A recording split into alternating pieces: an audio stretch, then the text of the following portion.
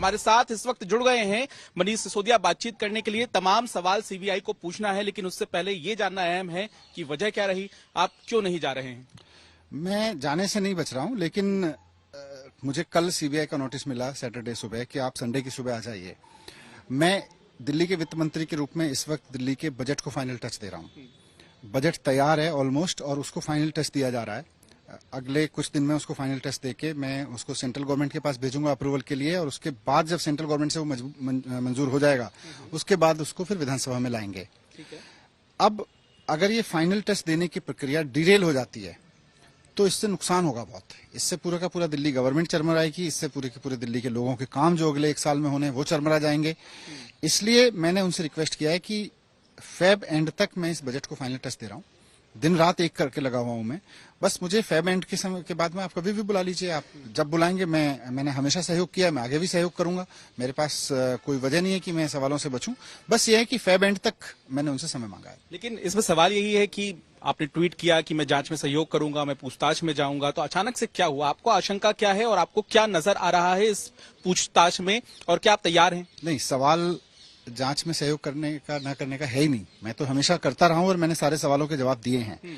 बात सिर्फ इतनी सी है कि भारतीय जनता पार्टी जिस तरह से बदले की राजनीति कर रही है, भारतीय जनता पार्टी एमसीडी का चुनाव हारी, Bharatiya Janata party supreme court में अपनी साजिशों में हारी, फ्राइडे की शाम को बीजेपी सुप्रीम कोर्ट में बुरी तरह से हारती है, और सैटरडे की सुबह मुझे नोटिस दिलवाती है, संडे के सुबह हाजिर किया जाता है कि साहब संडे की सुबह आप हाजिर हो जाइए। तो इसका मतलब बीजेपी कहीं ना कहीं कोई ना कोई इस तरह की साजिश रच रही है ना। अब बीजेपी को बदले की राजनीति में अगर मुझे गिरफ्तार कराना है सीबीआई का दुरुपयोग करके, तो बीजेपी इस वक्त सशक्त है, वो तो करा सकती है। मेरी इतनी ही चिंता है, मेरी इतनी आशंका है कि अगर बीजेपी इस वक्त मुझे गिरफ्तार कराती है तो इसका नुकसान बजट पर को होगा। अगर बजट की प्रोसेस डीरेल हो जाएगी तो दिल्ली सरकार के, दिल्ली के सारे काम ठप हो जाएंगे। तो बीजेपी को बदला लेना है तो ले मुझसे, लेकिन दिल्ली के लोगों के काम ठप करने की कीमत पे ना ले।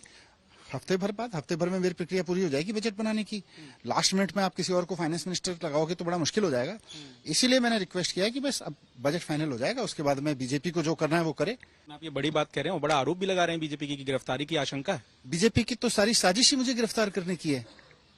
बीजेपी ने फ्राइडे को शाम को हारते हैं, सैटरडे सुबह नोटिस दिलवाते हैं, संडे सुबह का हाजिर होने का। तो इस पूरी साजिश में तैयारी तो इनकी मुझको गिरफ्तार करने की है, और मैं गिरफ्तार होने से भी नहीं डरता। बीजेपी को अगर गिरफ्तार कराना है तो करा ही लेगी और कराएगी, लेकिन not on the cost of people. इसीलिए मैंने सीबीआई के लोगों से रिक्वेस्ट किया है कि बीजेपी अपने एजेंडे पे चलती रहे, लेकिन एक प्रोसेस है।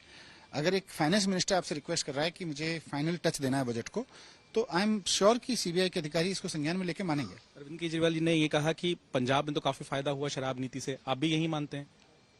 देखिए, दिल्ली की शराब नीति एक बहुत शानदार शराब नीति थी। जो एक्साइज पॉलिसी हमने बनाई, उससे जनता से लेकर सरकार तक सबको फायदा हो रहा था। कुछ माफिया को नुकसान हो रहा था। उस माफिया के तहत, और उस माफिया की बीजेपी से साठगांठ होगी, तो उसने अपना जो भी बीजेपी ने किया है, बीजेपी का ये सच भी एक्सपोज होगा, ये झूठ भी उनका एक्सपोज होगा, इसका भी सच सामने आएगा।